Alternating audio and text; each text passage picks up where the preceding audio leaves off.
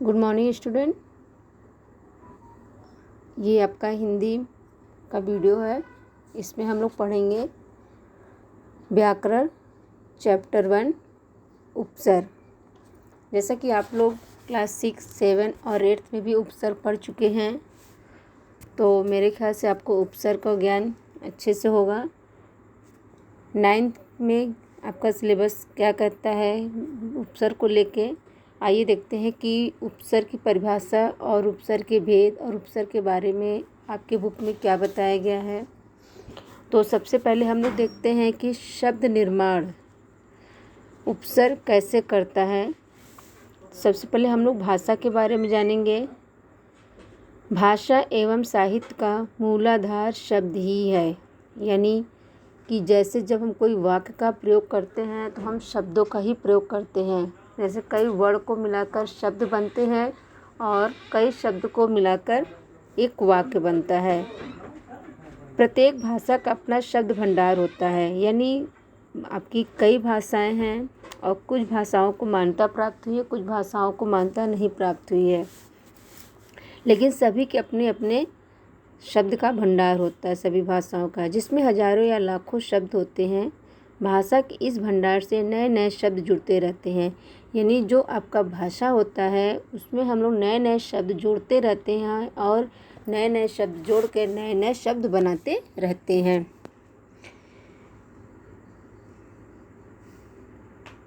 प्रत्येक भाषा मुख्यतः 2 प्रकार के होते हैं।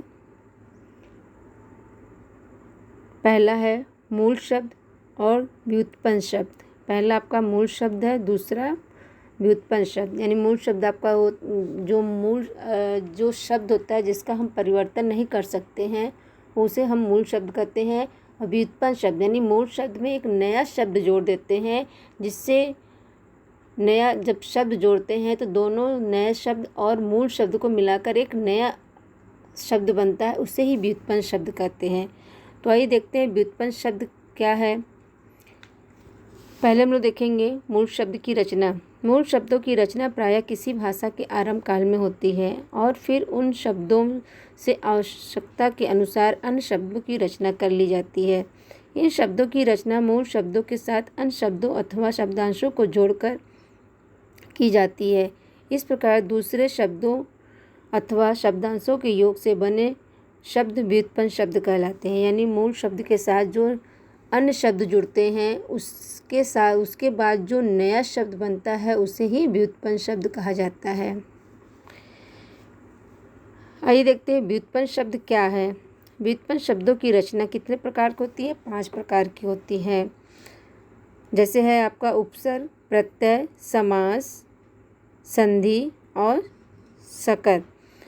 यहाँ पर सबसे पहले हम देखेंगे उपसर्ग का प्रयोग कैसे करता है व्युत्पन्न।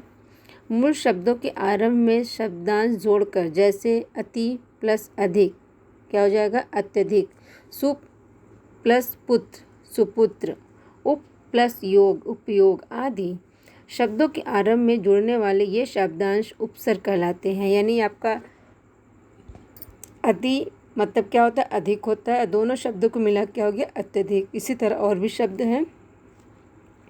ख मूल शब्दों के अंत में शब्दांश जोड़कर, यानी मूल शब्द के जब अंत वाले में जो जोड़ते हैं तो उसे प्रत्यय कहते हैं। सुंदर प्लस तात, यहाँ सुंदर क्या है? मूल शब्द है, ता क्या है? प्रत्यय है। तो इससे दोनों को मिला क्या हो जाता है? सुंदरता। इसी को व्युत्पन्न शब्द कहते हैं। और भी शब्द है, उसे देख लीजिएगा। शब्दों के अंत में जुड़ने वाले शब्दांश प्रत्यय होते हैं। शब्दों को संक्षिप्त करके, संक्षिप्त मतलब कोई शब्द होता बड़ा होता है उसे हम छोटा करके लिखते हैं तो उसे संक्षिप्त कहते हैं। जैसे राजा का पुत्र राजपुत्र, माता और पिता माता पिता, 4 राहों का समूह चौराहा आदि शब्द निर्माण की यह प्रक्रिया समाज कहलाती है। ये आपके देखिए 2 शब्दों से ही मिलकर सारे शब्द बन रहे हैं। इस चीज़ को ध्यान में रखिएगा कि उपसर्ग हो या प्रत्यय हो या समास हो, तीनों 2 शब्दों को ही मिलाकर एक नया शब्द बनता है।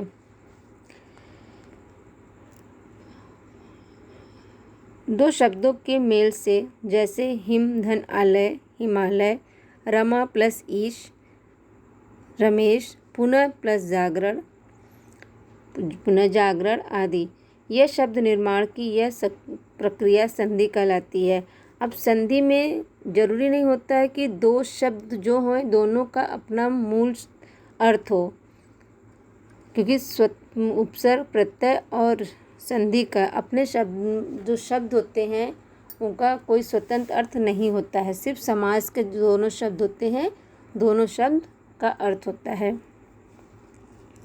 अंग यानी पांचवा, दो शब्दों के संयोग से जो दोनों शब्द आपके सार्थक होते हैं, दोनों शब्दों को मिलाकर जो शब्द बनते हैं उसे संकर शब्द कहलाते हैं। विशेष शब्द निर्माण के इन पांचों प्रकारों से हमारे पाठ्यक्रम में शुरू के 3 प्रकार ही सम्मिलित हैं, यानी उपसर्ग, प्रत्यय और समास। संधि और संकर आपको सिलेबस में नहीं पढ़ाया जाएगा, वो सिर्फ आपको नॉलेज के बेस के लिए बताया गया है। व्युत्पन्न शब्द की रचना कैसे की जाती है? इन शब्दों की रचना प्रक्रिया में उपसर्ग और प्रत्यय का महत्वपूर्ण योगदान है। उपसर्ग और प्रत्यय स्वतंत्र शब्द न होकर शब्दांश हैं, इसलिए ये स्वतंत्र रूप से कोई अर्थ नहीं देते। यानी आपका जो उपसर्ग और प्रत्यय है वो स्वतंत्र शब्द न होकर वो शब्दांश है, यानी दूसरे शब्द पर आधारित।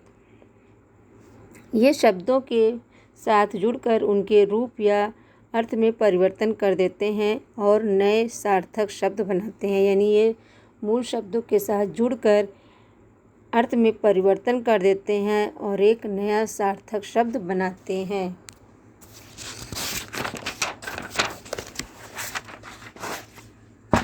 मेरे ख्याल से आपको यहाँ तक समझ में आ गया होगा। आइए सेकंड देखते हैं। संस्कृत में पूर्व सर्ग अथवा पूर्व प्रत्यय को उपसर्ग तथा अंतर्सर्ग अथवा अत्यंत प्रत्यय को प्रत्यय कहते हैं। यानी जो आपका संस्कृत में पूर्व सर्ग है अथवा पूर्व प्रत्यय को उपसर्ग तथा अंतर्सर्ग अथवा अंतः प्रत्यय को प्रत्यय कहते हैं। हिंदी व्याकरण क्योंकि संस्कृत भाषा पर आधारित है। आपकी हिंदी जो है किस पर आधारित है? संस्कृत भाषा पर। हमने आपको क्लास में भी बताया था, इसलिए हिंदी में भी उन्हें संस्कृत नामों से जानते हैं। आइए कुछ उपसर्ग के उदाहरण देखते हैं। देखिए नीचे लिखा हुआ है, नीचे लिखे शब्दों को पढ़िए और उनकी रचना पर ध्यान दीजिए। शब्दांश क्या है? प्र प्लस योग। मूल शब्द क्या है? योग है और नया शब्द क्या बना है? प्रयोग। उसी तरह वि प्लस योग वियोग, सु प्लस योग सुयोग, समधन योग संयोग। और इधर उसी तरह शब्द दिए हैं। स प्लस बल सबल, निर प्लस बल निर्बल, दूर प्लस बल दुर्बल, अधि प्लस बल अधिबल। उपयुक्त शब्दों की रचना मूल शब्दों के आरंभ में अलग अलग शब्दांश जोड़ने से हुई है। यहाँ पर क्रमशः प्र, वि, सु, सम और स, निर, दुर आदि शब्दांशों के योग तथा बल मूल शब्दों के साथ जुड़ने से इनके अर्थ में परिवर्तन आ गया है। ये सभी शब्दांश मूल शब्दों के आरंभ में जुड़े हैं। शब्दों के आरंभ में जुड़ने वाले ऐसे शब्दांश को हम उपसर्ग कहते हैं। अभी तक हम लोगों ने भाषा पढ़ा। भाषा कितने प्रकार की थी? 2 प्रकार के, एक मूल शब्द दूसरा व्युत्पन्न शब्द, और कुछ उदाहरण भी हमने देखा। तो आइए हम देखते हैं उपसर्ग, जो आपका क है, व्युत्पन्न शब्द का क। तो उपसर्ग है, उपसर्ग की परिभाषा देखते हैं। जो शब्दांश किसी शब्द के आरंभ में, यानी प्रारंभ मतलब आरंभ होता है यानी शुरू के में जुड़कर उसके अर्थ में परिवर्तन या विशेषता उत्पन्न करके एक नए शब्द की रचना करते हैं, उन्हें उपसर्ग कहते हैं। उपसर्ग के कितने भेद होते हैं? आपके पुस्तक में बताया गया है 3।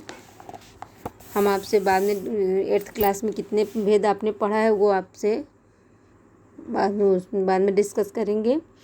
तो सबसे पहले देखते हैं उपसर्ग के भेद। हिंदी में निम्नलिखित 3 प्रकार के उपसर्ग होते हैं जिनसे शब्दों की रचना की जाती है।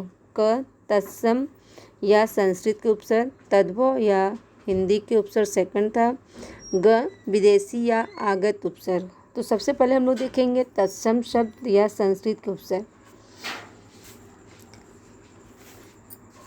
तत्सम शब्द संस्कृत के दो शब्दों तत् और सम के योग से बना, यानी जो आपका तत्सम शब्द है दो शब्दों के मेल से बना है। कौन सा? तत् प्लस सम के योग से बना है। इनमें तत् का अर्थ वह या उस और सम का अर्थ समान होता है, यानी तत् का अर्थ क्या होता है? या तो वह होता है या उस होता है, और सम का अर्थ समान होता है, अर्थात उस संस्कृत के समान हो वह तत्सम है। अतः हम कह सकते हैं कि संस्कृत के जो उपसर्ग हिंदी में अपने मूल रूप से प्रयुक्त होते हैं उन्हें तत्सम उपसर्ग कहते हैं। उन्हीं को संस्कृत उपसर्ग के नाम से भी जानते हैं। तो अभी तक हम लोगों ने देखा कि उपसर्ग की परिभाषा और भाषा, और आपका भाषा क्या है, भाषा कैसे प्रयोग किया जाता है, भाषा के साथ साथ शब्द कैसे बनते हैं, शब्द निर्माण कैसे होता है, और अभी हमने भी देखा कि उपसर्ग के भेद कितने हैं। अभी हमने तत्सम शब्द की परिभाषा देखा है। फिर से बता दें तत्सम शब्द की परिभाषा। संस्कृत के जो उपसर्ग हिंदी में अपने मूल रूप से प्रयुक्त होते हैं उन्हें तत्सम उपसर्ग कहते हैं। उन्हीं को संस्कृत उपसर्ग के नाम से भी जानते हैं। आइए कुछ उदाहरण नीचे दिया हुए देखते हैं। हिंदी में प्रयोग होने वाले प्रमुख तत्सम उपसर्ग, उनके अर्थ और उनसे बनने वाले शब्दों के कुछ उदाहरण इस प्रकार हैं। जैसे अ क्या है? उपसर्ग है। इनका अर्थ क्या होगा? कमी, अभाव, निषेध। अब इन शब्दों से लेकर आपका क्या नया शब्द बनाता है? अ से देखिए अज्ञान, अ प्लस ज्ञान अज्ञान। यहाँ पर किस चीज़ की कमी बता रहा है? यहाँ पर ज्ञान की। अ प्लस धर्म अधर्म, अ प्लस भाव अभाव। ऐसे बहुत उदाहरण दिए गए हैं। आप एक बार बुक पढ़ लीजिएगा, और जब वीडियो भेजेंगे तो वीडियो के साथ साथ आप सारे उदाहरण एक बार पढ़ लीजिएगा, क्योंकि इसमें से कोई भी उदाहरण हम आपको एक्सरसाइज के तौर पे दे सकते हैं। तो एक बार आप अपनी पुस्तक ज़रूर पढ़िएगा और उसको देख भी लीजिएगा। यहाँ पे देखिए और भी उदाहरण दिए हैं। तो आपके कौन कौन से शब्द से कौन कौन अर्थ बनते हैं, और जो आपका उपसर्ग है उससे नए नए क्या उदाहरण बनते हैं, ये हम लोग कल डिस्कस करेंगे आपकी जीमेट क्लास में। तो अभी हम सिर्फ तत्सम या संस्कृत उपसर्ग पढ़ेंगे। इसके बाद हम अगले वीडियो में हिंदी की या तद्भव, यानी तद्भव मतलब हिंदी होता है और तत्सम मतलब संस्कृत। तो अभी आपने तत्सम मतलब अर्थात संस्कृत के उपसर्ग पढ़े हैं। अगले वीडियो हम लोग हिंदी के उपसर्ग पढ़ेंगे। तो ये वीडियो यहीं पे समाप्त करते हैं। आपको यहाँ तक जो भी न समझ में आया हो उससे एक रफ कॉपी पे नोट कर लीजिएगा, और कुछ उदाहरण हम आपको देंगे उससे भी अपने होमवर्क कॉपी पे नोट करेंगे। तो अभी आपको सिर्फ अपने पुस्तक से, इस वीडियो के साथ साथ अपनी पुस्तक भी लेके बैठिएगा और पुस्तक भी पढ़ते रहिएगा। ओके, तो ये वीडियो यहीं पे समाप्त करते बेटा। Thank you.